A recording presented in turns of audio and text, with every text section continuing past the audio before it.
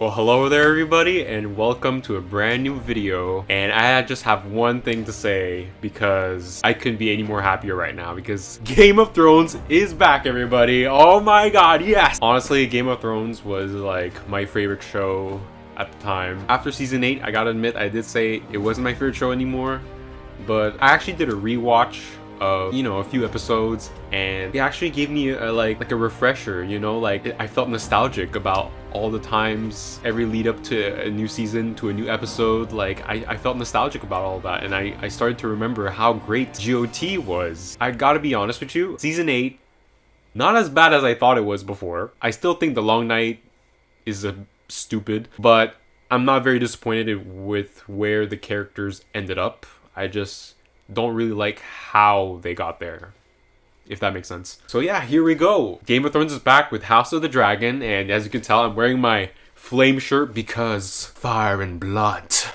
Right off the bat, when this episode starts, you are just back in Westeros after the introduction with Heirs naming Viserys as king. The episode just starts straight into King's Landing, and I didn't expect to get the feels in that moment because I was just reminded of everything I loved about GOT in that one introduction scene. I love the way they portrayed the Targaryens because in Game of Thrones they are like a mythical thing, a thing of the past. Just in that first epic shot with Rhaenyra on Syrax, right? It just makes you feel like he's so happy. I'm so happy that we're back in this world. Also, it's so interesting to see how dragons and Targaryens are like accepted in this time. Like, it is normal to see a dragon. It's normal to see a Targaryen. Whereas in Game of Thrones, it's not normal. But they conveyed that so well in that first shot through Ramin Djawadi's amazing score and the breathtaking visuals. And I'm super impressed about the budget because holy shit, this is literally on the same scale as season 8, I think. It's absolutely astounding. And so obviously the first character we get introduced to is Rhaenyra Targaryen, played by Millie Alcock, and I think she's already amazing. I mean, maybe I'll get hate for this, but I don't give a shit because this is what I think. But I already like Rhaenyra better than Daenerys. You get what I mean?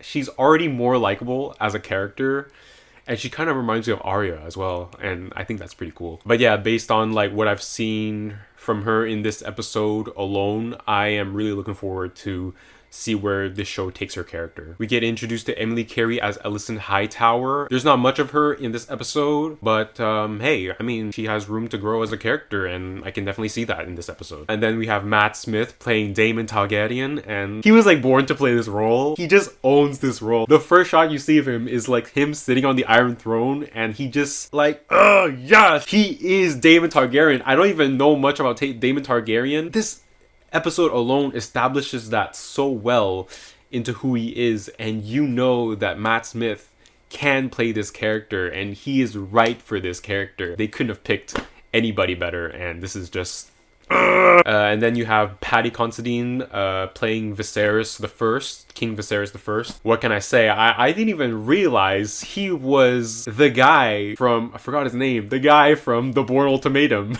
But yeah, it is him, and he is great in this role. And it's actually really cool to see how, I think this was a quote from Game of Thrones as well. It was every time a Targaryen is born? Every time a Targaryen is born, the gods flip a coin. It was kind of an interesting way to see how Daemon is the crazy one, but awesome to watch. And then Viserys is the more not crazy, if that's what you want to call it. And then we also have Rhys Ifans playing Otto Hightower, and he's also great in this role. It's funny because I think everybody feels the same way about this character. We all started to like him until he was asking his daughter Alicent to go visit Viserys in his chambers after the death of his wife. What? We were all what? I mean, he's great in the role, let me tell you, but as a character, he was huh? He made me go This is literally only the first episode, but this episode already delivers all the political intrigue, the family drama, the epic scenes, the shocking scenes, the sad scenes. Like, you feel already so many emotions in this episode. It's absolutely astounding. I love this episode. It's probably one of the best pilots to a series ever. Not the best, but I mean, really, like, really fire. See what I did there? And let's talk about that C-section scene. Holy shit. See, that's what I mean about shocking and sad moments. Like, I did not expect to feel that way. Like, that was fucking powerful. Oh my god. I can't believe they did that. Like, but again, it's like almost if I was like, oh my god, yeah, we are watching Game of Thrones because this moment is here. Because Game of Thrones is full of moments like this. I love the way they were like cutting back and forth between Emma Aaron's like C-section scene with the jousting scene.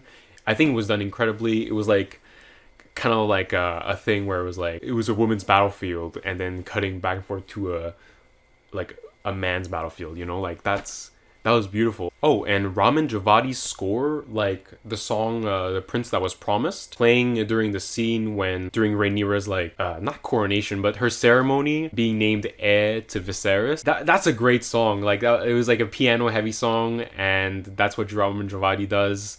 I noticed in the last two Game of Thrones seasons or something. What a beautiful scene as well. Like, it just, the music, the way it was edited, shot, like, it's just perfect. It's just perfect. Yeah, I mean, this is a solid start to an episode, and I couldn't be any more happier. Yeah, that's pretty much what I have to say in this episode. Well, there you have it, guys. Those are all my thoughts for episode 1 of House of the Dragon. I'm not planning on doing a episode review every week, but mostly about, like, you know, episodes that have something shocking to talk about, or just something to talk about, which is always the case with Game of Thrones because, you know, there's always something to talk about Game of Thrones. So maybe I'll actually end up reviewing the entire series, but we'll see how it goes. I'll see you guys on the next time. Bye bye.